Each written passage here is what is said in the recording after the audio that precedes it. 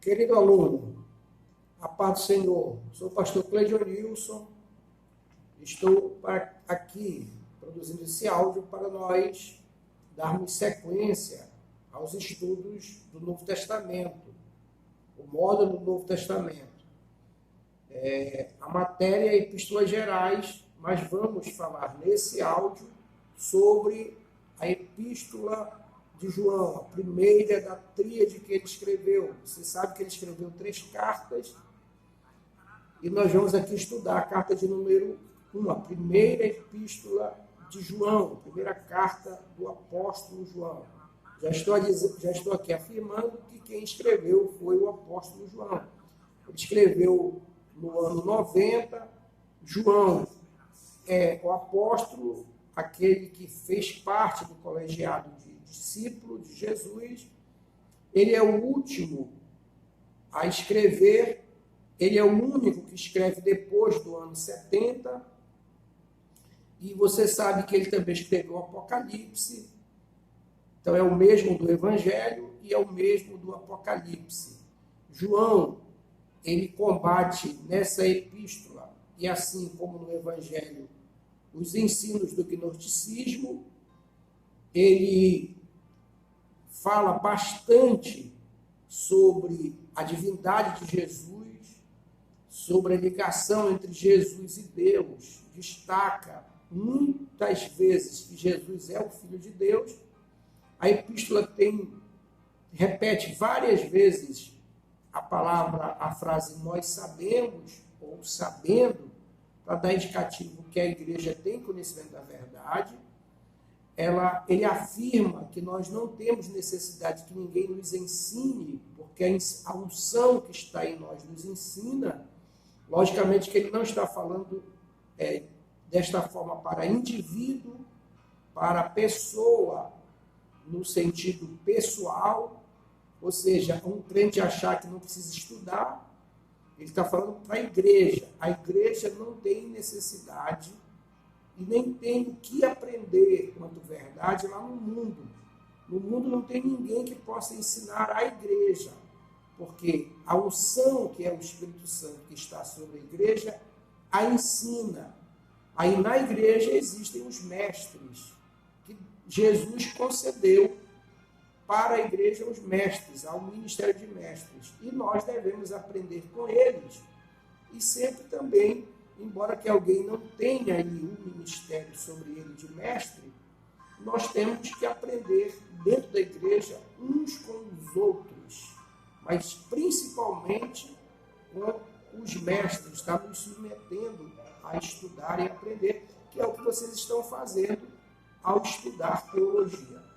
E eu me sinto honrado em poder estar nas mãos de Deus para orientá-los na verdade, na qualidade de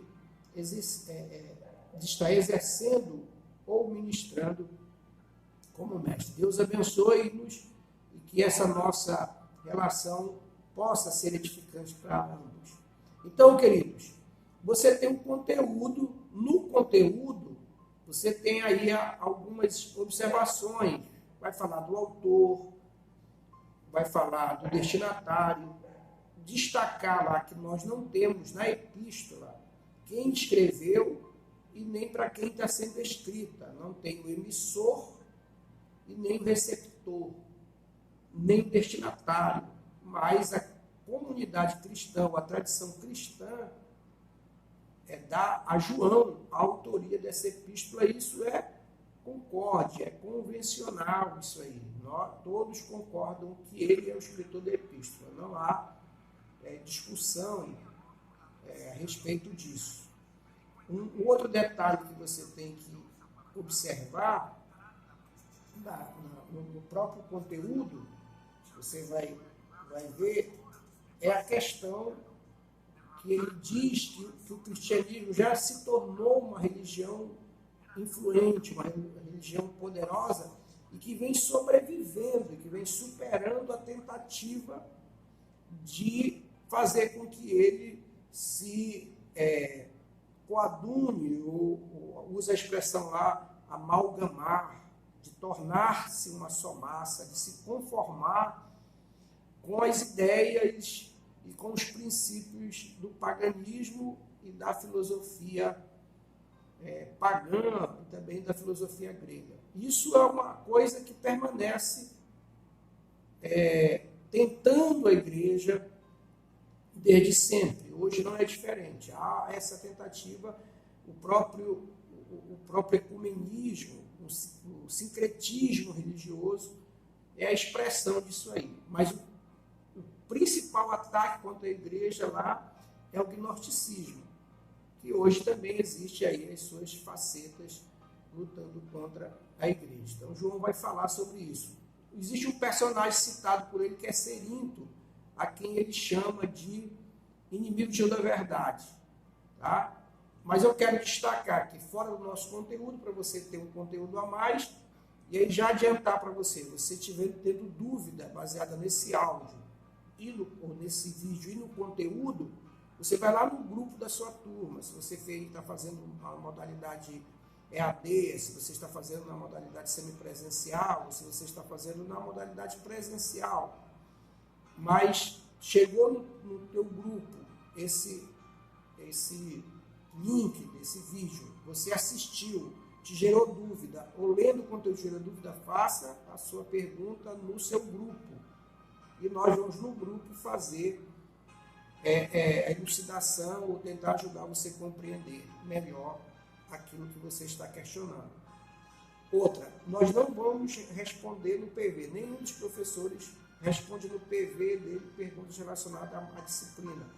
O que você pode fazer é entrar em contato conosco no PV, caso você não esteja em nenhum grupo. Professor, pastor, secretário e tal, eu quero que me coloquem no grupo. Eu não estou em grupo nenhum. De repente, você é um aluno que se matriculou recentemente, está fora dos grupos, a gente vai colocar você no grupo e lá você tira suas dúvidas, ok? Então, sim, seguindo aqui, eu quero destacar que essa carta de João, ela, do capítulo 1 ao 5, ela é construída de 5 capítulos, e ela, do capítulo 1 ao 5, ela apresenta 7 contrastes, tipo, duas opções aí, uma se contrapondo à outra, que tende a tentar aspectos da vida cristã, aspecto do crente quanto indivíduo e da igreja quanto comunidade cristã, quanto coletividade. Aí nós temos aí uma divisão geral da epístola, do capítulo 1 a 3:24 e do 4:1 ao 5:21. Nessa divisão, primeira divisão, João vai destacar a família de Deus, o Pai, o Filho e os crentes no Filho, os crentes na verdade. Isso aí compõe a família celestial, a família de Deus.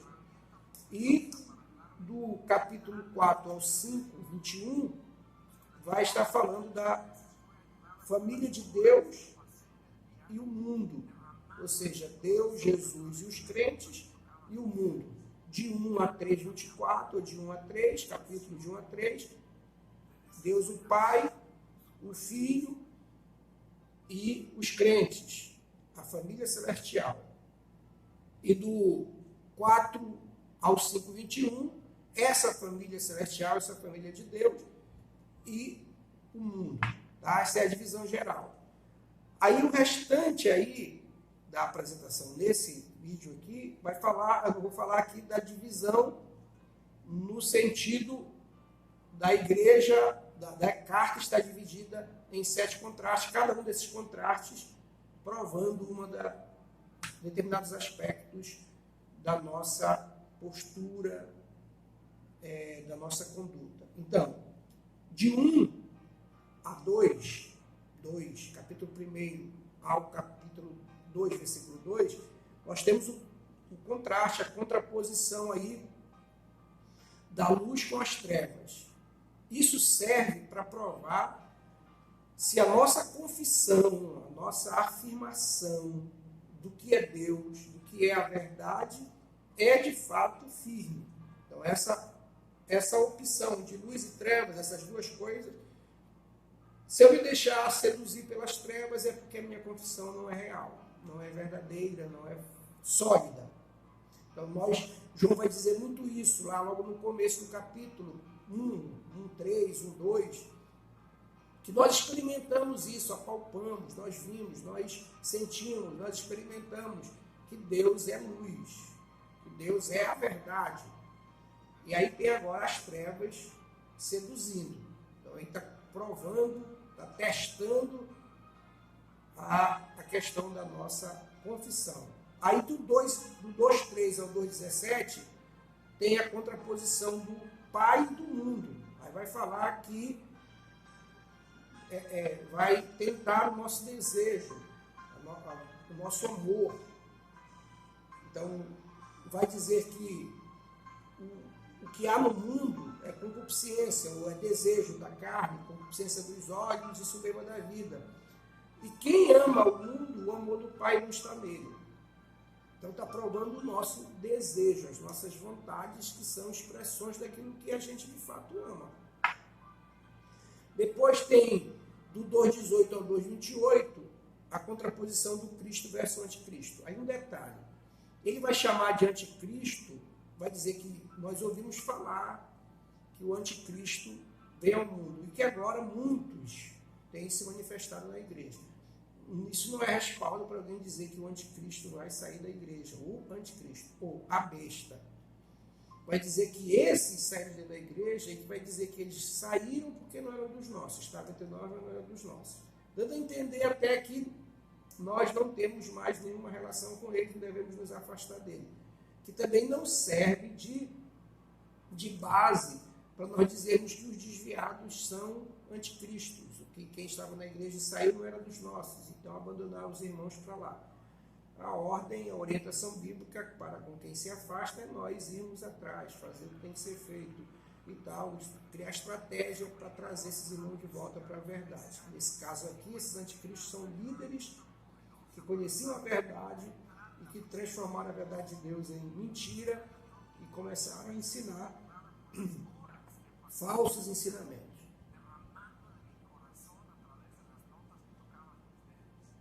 Então, observe que é só para a gente não incorrer no erro de achar que isso é uma base para dizer que o anticristo vai sair da igreja e também que os irmãos se desviam, se enquadram nesse. Saíram porque não eram dos nossos, então deixa para lá. Temos o dever de trabalhar para trazer os irmãos que fracassaram na fé e etc. Tá? Aí, para que serve essa aprovação aí? O que essa aprovação está falando aí? O que está testando? É a doutrina, é o ensinamento, aquilo que nos foi ensinado, tá? Então, esse teste aí, ou essa prova aí, nesse contraste. O contraste número 4 é do 2:29 ao 3:24, que é as boas obras versus as obras malignas. Uma prova para a nossa conduta, tá? Lá aparece um versículo nesse capítulo 2, 2:29, vai repetir dois versículos. Deixa eu ver se eu destaquei aqui. Tem dois versículos. O versículo se repete, na verdade. É 2:29 e 3:7. 3:7. É isso? 3:7. Que vai falar que aquele que pratica a justiça é de Deus. E tal. Então, está provando a nossa conduta. Depois, o 5 vai falar do Espírito Santo versus o Espírito do erro. 4:1 ao 4:6. Olha o 4:6 que diz: nós somos de Deus, aquele que conhece a Deus nos ouve, aquele que não é da parte de Deus não nos ouve. Nisto reconhecemos o Espírito da verdade e o Espírito do erro.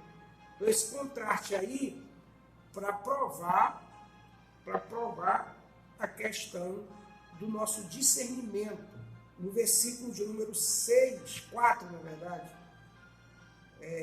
no versículo 4, amados, não descreta qualquer espírito, antes provai os espíritos se procedem de Deus, porque muitos falsos profetas têm surgido. Então, a nossa capacidade de discernir o espírito. A orientação é, como é que a gente entende se algo é de Deus ou não? Eu até fiz uma live hoje e falei disso. Não é se o pregador, aquele que está anunciando, tem o meu conceito de ser homem de Deus, de ser profeta. Porque profeta pode apostatar. Profeta pode se desviar e passar a ensinar mentira. Eu tenho que olhar para o conteúdo dele. Medir o que ele diz pelas escrituras. A escritura que é o meu livro de regras de conduta, normativa de conduta e de fé. Então, de repente, é a jumenta que está falando, mas Deus está falando através da jumenta. De repente, quem está falando é um profeta, como no caso de Labão, de profeta Balaão. Ele é profeta, ele é vidente, mas não é Deus que está falando na boca dele. Porque o desejo dele é, de fato, enganar o povo porque se vendeu, porque aceitou o prêmio e tal e tal. Então, isso aí é uma orientação para nós. Em seguida, nós temos o contraste entre amor, o amor verdadeiro e a simulação da piedade. A piedade falsa, desprovida do poder, da eficácia dela. Então, isso aí vai fazer com que a gente tenha provado o nosso motivo. Qual é a nossa motivação? Aí, o versículo 7. Amados, amemos uns aos outros, porque o amor procede de Deus. E todo aquele que ama é nascido de Deus e conhece a Deus. Aquele que não ama não conhece a Deus, pois Deus é amor. Nisto se manifestou o amor de Deus em nós, em haver Deus enviado seu Filho unigênito ao mundo para vivermos por meio dele. Nisto consiste o amor, não em que nós tenhamos amado a Deus, mas em que ele nos amou e enviou seu Filho como propiciação pelos nossos pecados. Amados, se Deus de tal maneira nos amou, devemos nós também amar uns aos outros. Tá? Ninguém vai poder amar a Deus que nunca viu sem antes amar o irmão que está vendo. Então é essa a regra. Isso aí vai provar o nosso motivo, o teste do motivo das nossas ações. Não podemos fazer o bem com amor próprio, com amor pessoal, para se dar bem, e assim por diante. Aí nós temos a questão do 7, que é o último, para nós encerrarmos, os nascidos de Deus e os outros. Um cristão é diferente, não é um ser humano comum, porque ele possui duas naturezas, ele é alguém nascido de novo. Ele não pode se comparar ou se medir com as pessoas do mundo, não pode se sentir superior, mas se sentir mais responsável com a prática do bem, com a prática da verdade e etc. Então isso é uma prova, é um teste para o novo nascimento, para o nosso novo nascimento. Aí vai ser do 1 a 21, tá? Do 1 ao 21, que tem ainda o contraste da fé vitoriosa, fé que vence o mundo, que é própria dos que são nascidos de novo. Então, esse aí seria um resumo, diferente do que está no nosso conteúdo, e você junta as duas informações, tira as dúvidas que ela é capaz de tirar, com certeza vai produzir outras dúvidas, e aí você faz a pergunta lá no seu grupo. Um abraço, acho que o vídeo ainda ficou comprido, longo, a ideia era que ele ficasse em torno de 15 minutos, já está com 19. Então, um abraço. Fique na paz, não desista do seu curso, vá até o fim, que Deus em Cristo continue nos abençoando.